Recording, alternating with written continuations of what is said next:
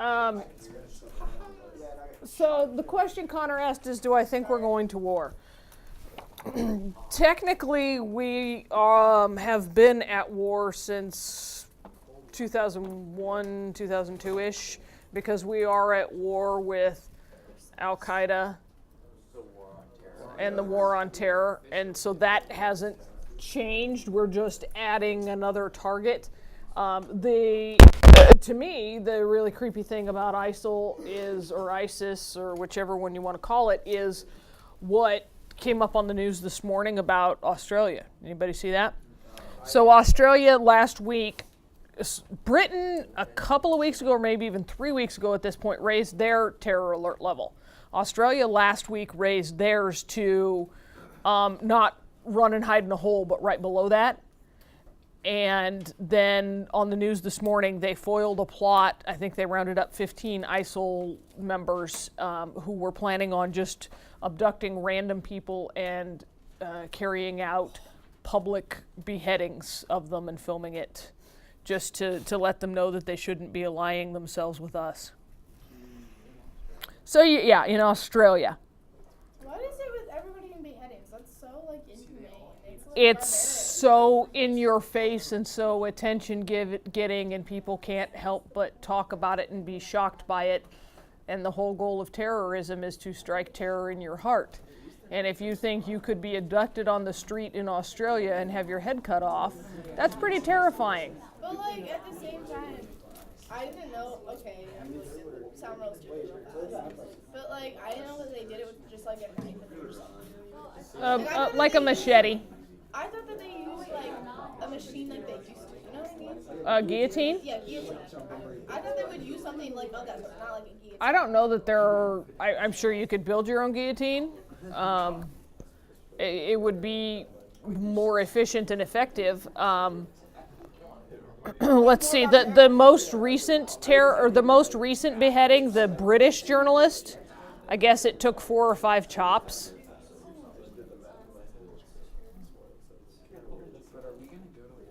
So yeah, that's why if you were royalty and you were being beheaded, you paid extra for an expert headsman.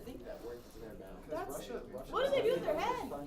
Hold it up as a trophy. If they put it on a stick, I can't even. I don't know.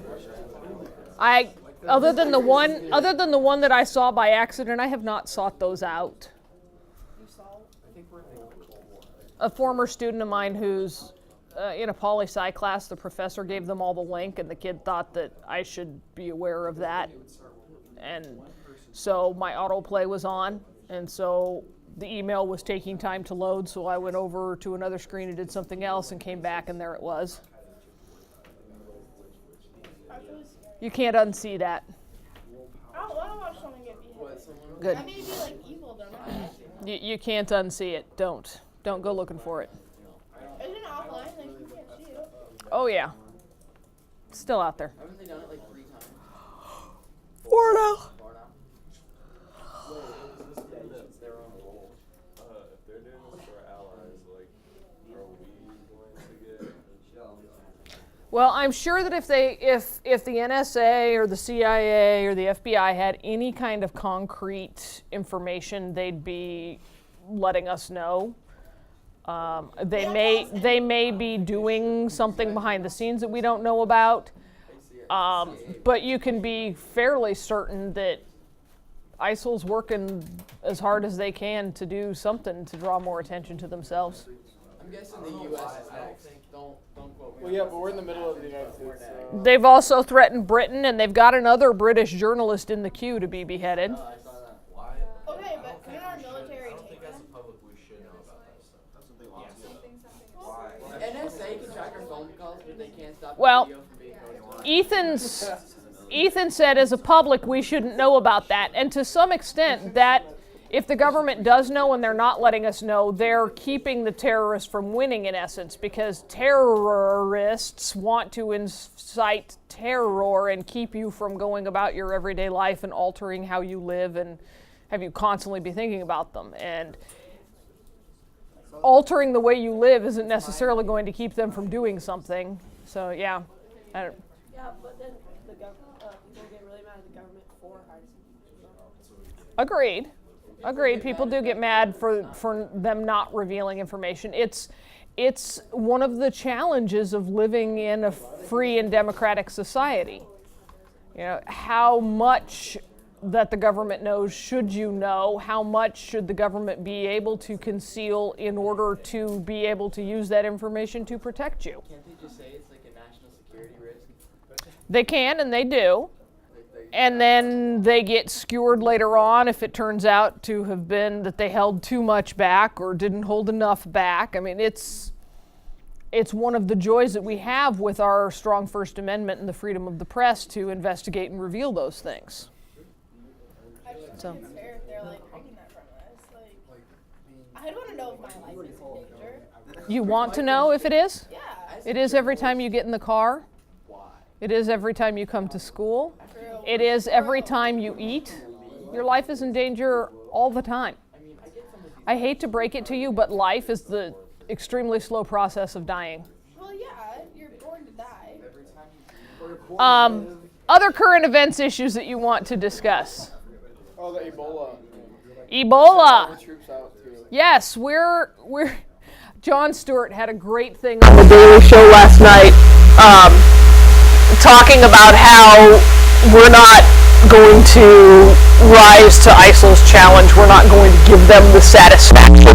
How we're saying that we're not sending troops to fight ISIL, we're just doing airstrikes. And then we're sending 3,000 troops to fight Ebola. And he goes, you can't even see that. And we're sending 3,000 troops to fight it. Take that, ISIL. That's how little we care about your threats. That was pretty funny.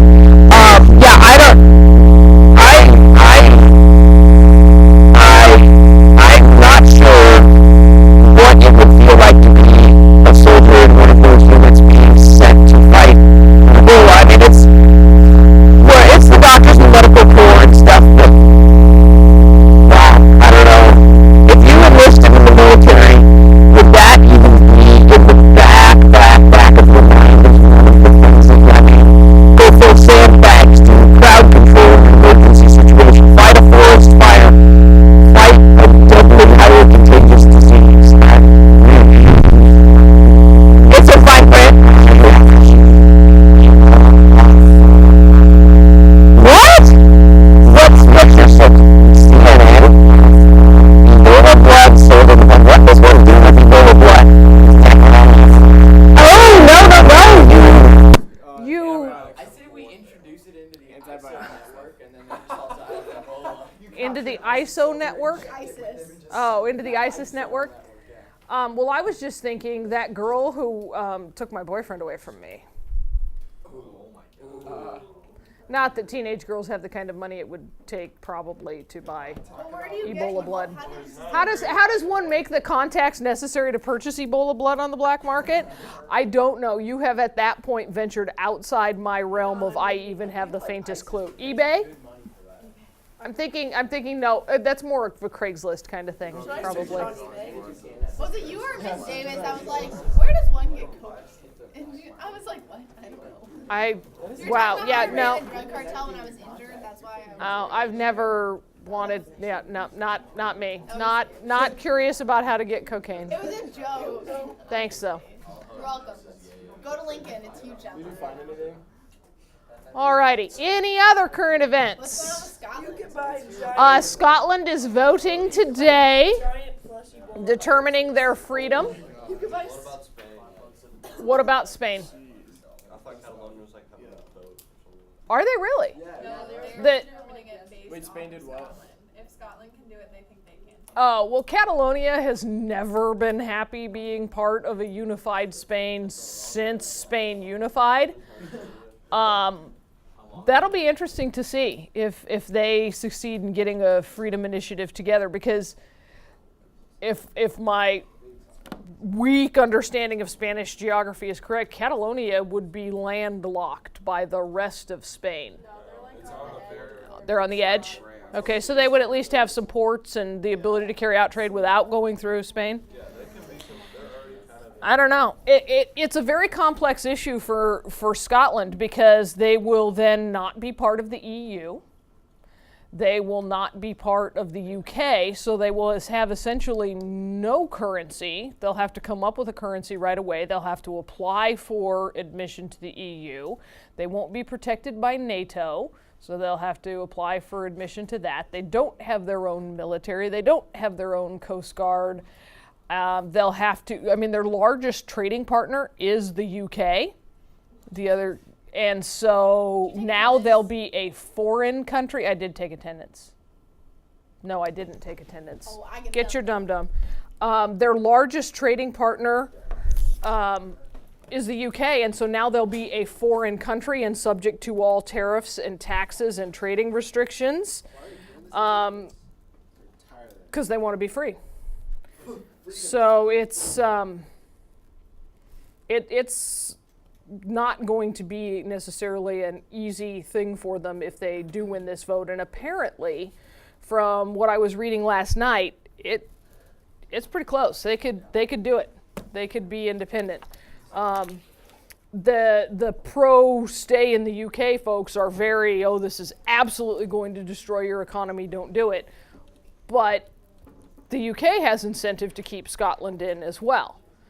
And incentivized by their own economy as well. So I don't know. This is one of those time will tell situations. It's been so long since something like this happened in the world, and not since the global economy. We can't even know. What time do they find out? They're 7 hours ahead of us, 6 hours ahead of us. I don't know what time exactly their polls close, but I would imagine we'd have a darn good idea before you're even out of school today. Wait, but why was the guy in North Korea get sentenced to 6 years of labor? Why did he get sentenced to hard labor? What did he do? He was an American in North Korea and did something they didn't like. He was being an American in North Korea. There's a lot of countries that use that excuse. What? Like when they kill American journalists, it's just like North Korea and it's they're just American. We just don't like them. Do you guys remember a year or two ago the 3 American hikers, 2 guys and a girl, who were hiking in Iraq and crossed over the not so clearly marked border into Syria? No, yeah, I can't remember. And ended up in jail for being Americans in Syria? It might have been Iran. It was Iran? I think so. No, they were in the mountains. Iraq and Iran have desert border. Yeah, I had. Well, if you're in Iraq, it's hard to go hiking in California. But yeah. I believe that was an additional element to the difficulty. I think they were proselytizing, and that would further irritate Syria.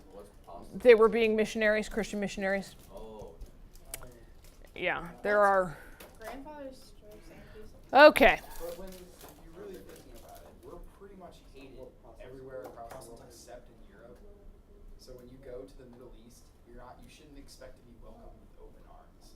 They don't want you. Whenever I travel with students overseas, one of my wardrobe requirements is that you not wear things that scream, I'm an American. So the Royals baseball sweatshirt would be left at home. Anything covered with English words or red, white, and blue. Yeah, the cross-country t-shirts aren't flying. Things that are global brands, like I have an Under Armour pullover that I wear, but so do the Europeans. But yeah, I try to, and you're going to scream American wherever you go because. Don't be blonde and go to Spain. But Seriously. I try to not make it so in their face. Yes, ma'am. When I went overseas and my aunt lived overseas, we went to visit her and she said if people ask, we say we're from Canada. Mm-hmm. We don't say we're from America. Mm-hmm. Wait, where was that? Definitely. In France. Why? Why are they not trying with Americans? If you're blonde in Spain, they'll literally look at you and be like, Especially in southern Spain, as far as the Moors got north and mixed the darker blood, and Madrid is about the northern edge. Yeah. Barcelona wasn't bad, but Madrid, literally everywhere. In this balance, we get the Mm-hmm. Balance nine. Someone Yeah. took a random picture with me because I was American. They're like, oh my god, it's American. Where were you? In Spain? Israel. Israel? Yeah. Why are you in Israel? Now, aren't there a lot of Americans who go to Israel, though? Yeah, a lot. A lot of people speak English there too.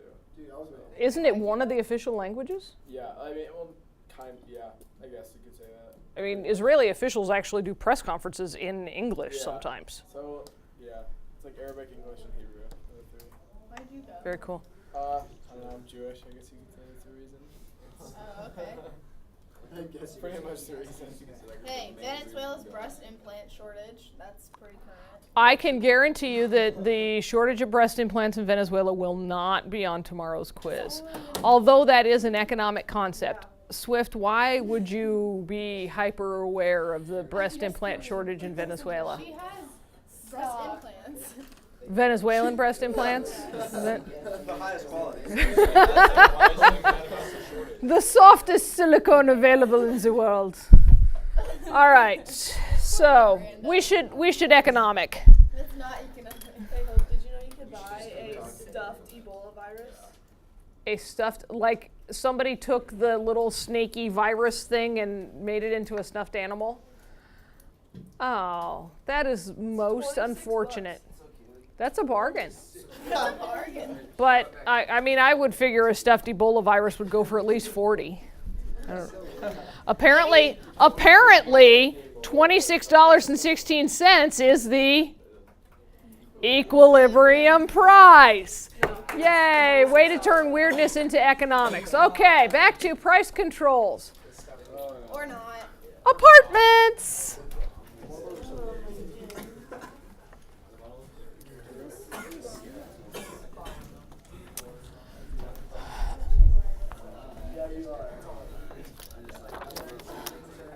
Okay, refocus, please. Oh, I can't after hearing about the breast. Michael, you're going to have to come to terms with the breast implant shortage on your own time. We need to deal with apartments. Okay. Why? I don't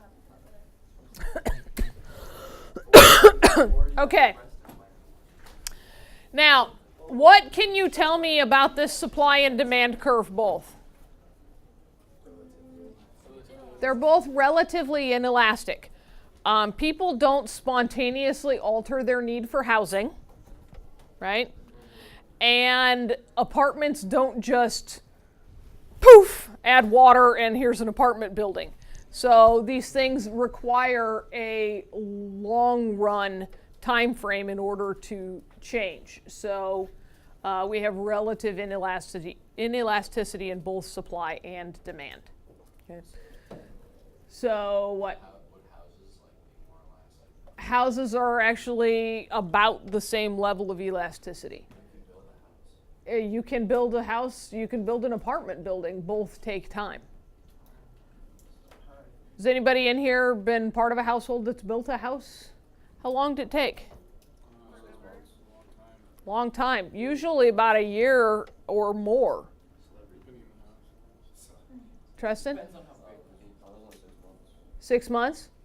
Was it already foundation dug or was it from beginning to end? Wow, that's pretty good. That's unusual. Matthias, did you? Ours was like, I think it was 15 months total. Yeah. Yours is, I think you guys were lucky, Tristan. A lot of people like this. Right time of the year, but it depends on a lot of things too. People next to me have been buildings. It's like Say what, Max? A lot of people like start like in February and then they can get it finished right before winter hits. Yeah, it'd be moved in before the weather. Mm-hmm. Okay, so equilibrium price without any price controls at all is going to be $800. And at that price, 300 apartments are going to be available. The government comes in and says, oh my goodness, we need to limit apartment rent. $1,000 is the most anybody can charge for an apartment. At $1,000 an apartment, what do we have? No, at $1,000 for an apartment, what situation exists in the market? a surplus because supply exceeds demand at $1,000. Can you read the graph and see that? Okay, so this is what's called a non-binding price control. It is ultimately going to have nil effect on the market. No effect on the market. Who cares that you're limiting price at a point that's way higher than what the market's going for? Now, if that price control were in effect and a tornado swept through town, the price control might come to have some impact, but that would only happen after the equilibrium had shifted. Because supply, I'm assuming that our tornado hits, 8 out of 10 apartment buildings in town, and so supply is dramatically decreased.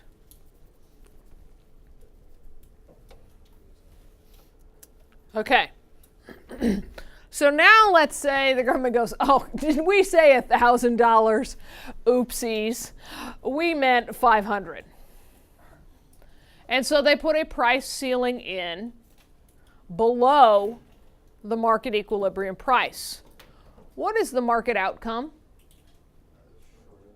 How do you know there's a shortage? Quantity demanded exceeds quantity supplied. Does everyone see that? I need acknowledgement. So anywhere above or below that point. Anywhere below market equilibrium is where you would put an effective price ceiling. But anywhere below market equilibrium, demand is going to exceed supply. At this point, quantity demanded pretty heftily exceeds quantity supplied. Okay? So with the price ceiling in place, now this market clearing price is actually illegal. As a landlord, you can't charge that price. So this is known as a binding price control. Non-binding and binding.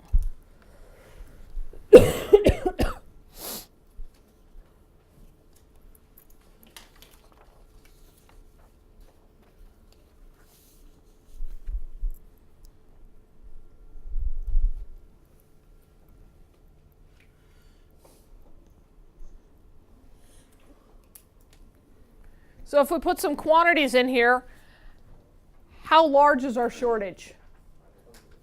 150 what? 150 apartments. Thank you. Okay. Now, is this graph short run or long run? Short run. In the long run, see how the curves got more elastic, maybe almost unit elastic, right? In the long run, the shortage is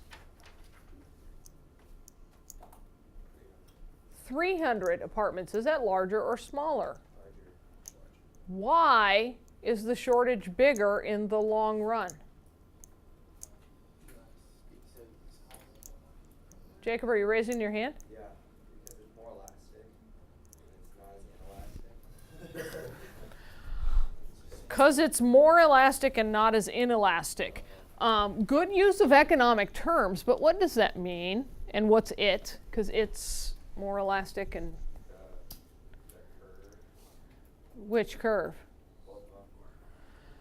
So, I don't understand. If I have time to adjust to this price ceiling and I know there's already a shortage, how does the shortage get bigger? I don't get it. Well, because there's probably other substitutes and stuff maybe. People are starting to move to houses or something. And so if people are starting to move to houses, why is the quantity demanded for apartments bigger? That's what I'm saying. Aren't more people moving to apartments because they're cheaper? Because of where the price is set. Taylor's exactly right. Because of where the price is set, an apartment is the way to go. I mean, this price can't be beat. That's half the price of a mortgage, of a monthly mortgage. If you could get in there, hot diggity. And so that's why the shortage exists. Now, explain to me why the quantity supplied is so much decreased. Nikki? Suppliers have time to adjust their supply. Like, they're not going to sell units if they don't get. Yeah, suppliers have time to adjust their supply. I'm gonna tear that building down rather than put more money into it, because a supplier is losing, in essence, $300 an apartment here on these price-controlled apartments, right? What incentive does the apartment owner have to maintain that apartment and invest money in it? None at all, because there's plenty of demand, even if there's rats and roaches and stained carpet and broken light switches, right? Because the price is so low and the demand so exceeds supply, there's virtually no incentive for the landlord to do anything to maintain that, other than to stay in compliance with the law. Does this make sense? And you would think to yourself, well, who would want to live in that? That's just gross. Dollars. Yes? Can the government make a policy that says like they have to make so many apartments? The government can't require builders to build more apartments. What the government can do is say a certain percentage of your rentable apartments have to be rent controlled, or a certain total square footage of the apartments you own have to be rent controlled. In many instances, rent controls are put in place by localities. New York City has some rent controls in place. But what will happen is the landlords take the apartment buildings in the ickiest neighborhoods and the least desirable locations and make those rent controlled. And so they just cluster together the nastiness. So I've got a question. Wouldn't the government help pay for it? I always thought that they would if they would subsidize it, that they would, even though it's really valued at $800, wouldn't the renter pay $500 and the government pay $300? There is a difference between a rent control and subsidized housing. A rent control is the government simply putting a cap on the maximum dollar value you can charge. Subsidized housing is where the government says the renter pays X amount and we will pay Y amount on top of that. But that's different than a price control. Yeah, that falls under the taxes and subsidies section. But you're thinking along the right lines. And is your phone on your lap? No. Okay. It's in your hand. Oh, it was just your hand. Okay. All right. I didn't think you'd possibly go there 2 days in a row. All right. So here is the graphical representation that the shortage is larger. Now, when a shortage happens, how does society react? Well, yes, society would ordinarily raise the price, except we have a price control in place, and so society has to adapt to this shortage in some way. So when there is a shortage, how does society determine who gets the scarce commodity? First come, first serve. That is one way. First come, first serve is one way. We utilize what's called non-price. Did you read? Rationing, non-price rationing. Okay. Anytime there's a shortage, what's available has to be rationed in some way. You can use lines. The seller can decide who gets what. The problem with these methods is that they are often disagreeable to people because they are unfair in some way. Okay? It's always the ones who don't get what they wanted who complain. However, Just because they're complaining, does that mean they don't have a right to complain? If there's a commodity that I desire, but I would have to take off work for 6 days and go sit in a line outside of a store to get it, is that fair? Okay. If you want to live somewhere, I mean, I guess you got to. Step away from the rent controls. We're just talking about anything that's price controlled where there's a ceiling. Okay? What? Use your sick days? Thank you. What are the other people doing that are at the front of the line? Okay. Well, if I'm truly biased, they're probably broke and don't even have jobs. They're just collecting their unemployment checks. Right?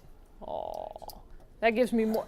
It makes me feel better while I'm going to work and driving past them, sitting in the line, getting the thing it is that I want that I can't have because I won't take off work to go sit in line. It makes me feel better to think that they must be deadbeats. Right? I think there should be more I like wouldn't get regulations that on apartment who gets because what. they're eventually doing that. Or the discrimination according to sellers' biases. What kinds of biases? And we're not necessarily just talking racism here. I will only open my business to sell this good between 5 and 9 in the morning.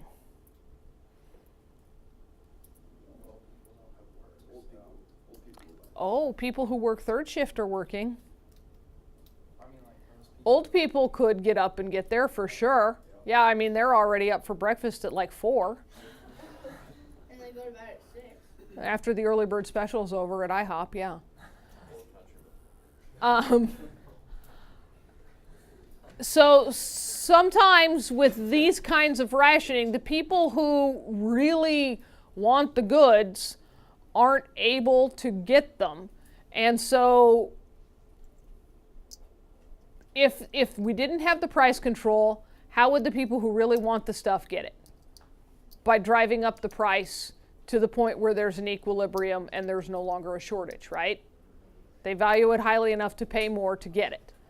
When there's a shortage imposed by a price control, it becomes a free-for-all. And the people who would be willing to pay more in order to get their hands on it can't. Think about the Xbox release or the Wii. Think back to your childhood, how hard it was to get a Wii. I think it went until I was in 8th grade. Okay. All right. When prices aren't controlled, rationing is efficient. It's he who's willing and able to pay the highest price gets it. And we have come to think of that as the fairest way, because then the seller isn't deciding, it's just available, and anybody who can pay for it gets it.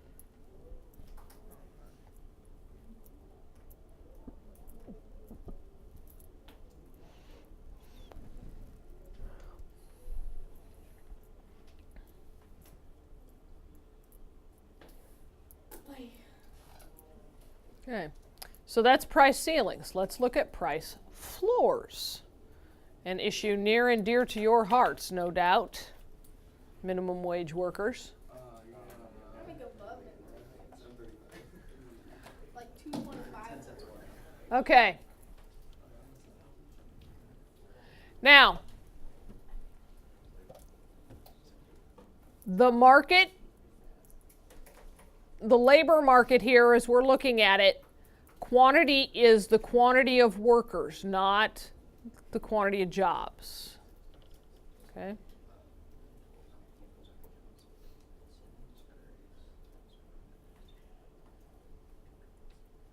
So price is the wage, which is why on this one it's labeled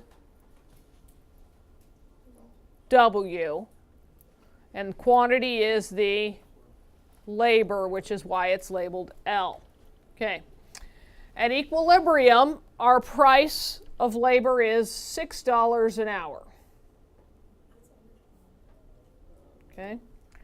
Now, who is demand and who is supply? Supply is the workers. Demand is the employers, the number of jobs. Okay. I demand the workers, and you are the supply, little workers. So if we put in a price floor at $5, That is as high as the wage can go, as low as the wage can go. Price floor, the bottom. What do we know about this price control? It is non-binding. Treston read. He actually did. I saw it happen. It is a non-binding price control. The market just goes, nah, and shrugs it off. Because it's below equilibrium, it doesn't matter. Doesn't matter. Oh boy, I can't pay my workers less than $5 when I'm already paying them $6. What happens if you start paying your workers $5? They'll leave and you end up with a shortage of workers, right? And then ticked off customers and everything spirals out of control from there.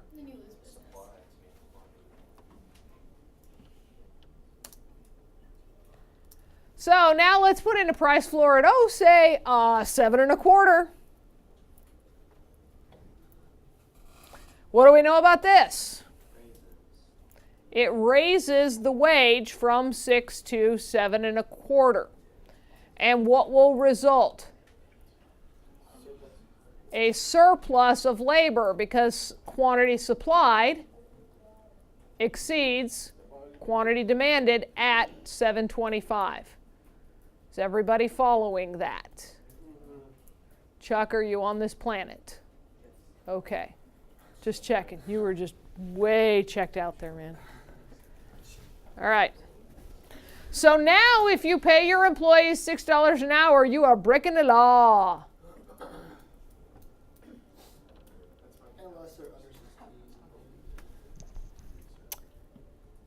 So at this point we have a shortage of 150 jobs. We don't have a shortage of 150 workers. Workers are the supply, right? There's 150 people looking for work at the rate of $7.25 an hour, and those folks can't get employed.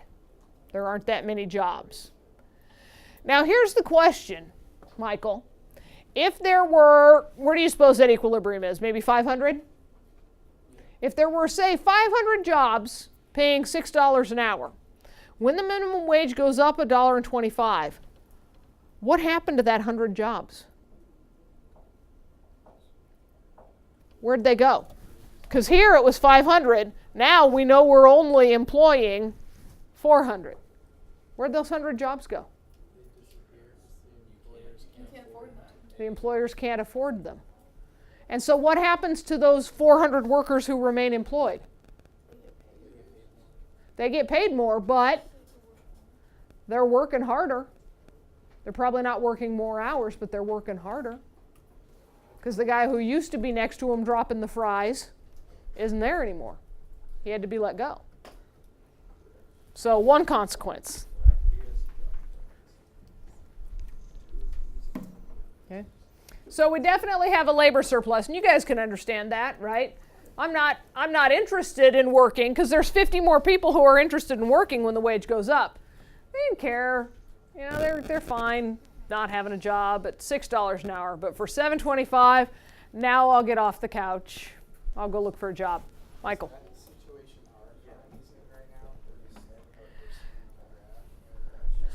The question is that the situation our economy's in right now? No. Yes. Minimum wage jobs make up a very small percentage of our actual economy. Okay. The reason this gets pub is the folks who are working the minimum wage jobs fall into a couple of possible categories. They are under or uneducated and thus don't qualify for higher paying jobs, or they aren't able to get higher paying jobs because there is a shortage of those, and so they end up working multiple minimum wage jobs trying to make ends meet and to sustain a family.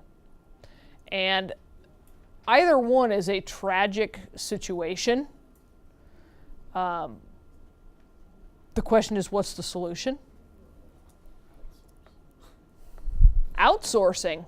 So let's just take those 400 jobs and throw them away. What? Isn't that what we do? Are we outsourcing minimum wage jobs, Michael? Like in China and They don't even make minimum wage. What kind of jobs are those that we're outsourcing? Factory Manufacturing jobs that used to be worked by folks with maybe not as much education, but they were union jobs, and so they had decent wages and decent benefits. And so when those factories go overseas, those folks become unemployed. There aren't comparable jobs. They don't have skills to get comparable jobs, and so they end up crowding into this labor market. Is raising the minimum wage more though even gonna like help in the long run though? Taylor's question, raising the minimum wage, which is the big movement, right? Let's take it to 10, let's take it to 12, let's take it to 15. SeaTac Airport, 15. Okay, so let's just look at the graph and see what happens when we raise the minimum wage from $7.25. Follow these lines in your mind. We're essentially doubling the minimum wage, right? Now what situation do we have? Quantity supplied is clear out here, right? And quantity demanded is clear over by the A, in effect. Did that fix the problem? No. But the people who have jobs are now so much better off, right? Is it much better that it's gonna make is it efficient? Is it efficient? If we no. Anytime the government interferes in the market, we lose efficiency. Now let me ask you another question. We have far fewer people employed, right? But they're earning so much more. How are the employers going to continue business with basically half the employees earning the same amount of money as the larger labor force did? If we raise the minimum wage, won't we lose every small business? What? Wouldn't a lot of small businesses, especially which is the big thing, like Taylor asked, wouldn't a lot of small businesses just be done? Yeah. Yeah. All I do is like. Let's say Walmart, not a small business, they now have to pay $15 an hour nationwide. They raise their prices and cut back labor. So now you work even harder at Walmart and the prices have gone up. Who does that affect? Everybody, because Walmart keeping prices low does what to the market as a whole? It helps them. Keeps prices low at Target and everywhere else that competes with them. We'll pick this up tomorrow. Think about this tonight. This is good discussion.